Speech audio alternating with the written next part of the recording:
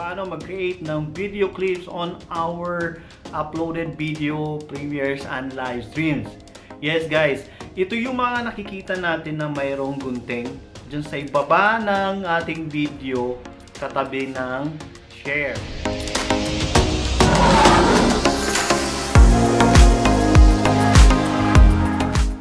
This is Manoli again, and for today's video guys, i-share ko naman sa inyo kung paano mag-create ng clips on our uploaded video, live streams, and premieres.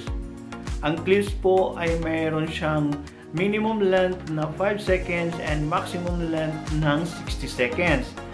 Ang video clips po ay pinuprovide ni YouTube ang link na pwede nating i-share on our social media platforms like Facebook, Instagrams, and other social media.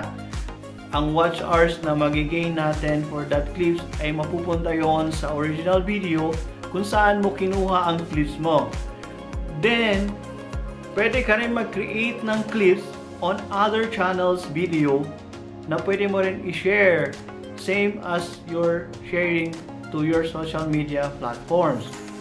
So now, let's go to my laptop.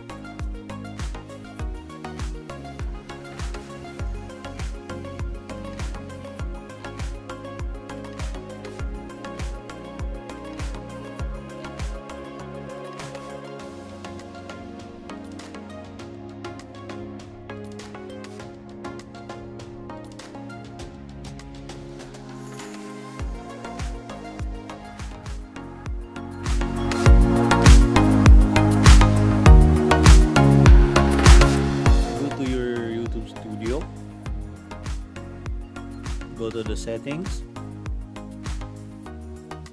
go to the channel, click the channel. In the advanced settings, just click the advanced settings. The down of the advanced setting, you will find clips. Pwede mo siyang i-on, i-check or i-uncheck. It's up to you. Then click the save.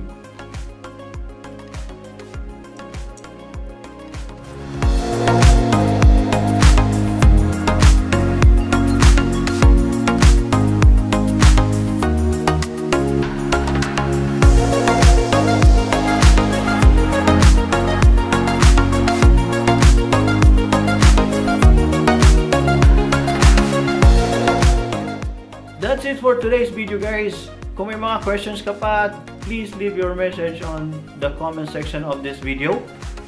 At kung hindi ka pa po nakapag-subscribe sa channel ko, please do subscribe at malaking tulong na po yan. And shout out to Trending Jade, salamat sa pag-super chat mo sa akin. Malaking tulong na rin po yan. Maraming salamat guys. See you and I'll see you. Bye.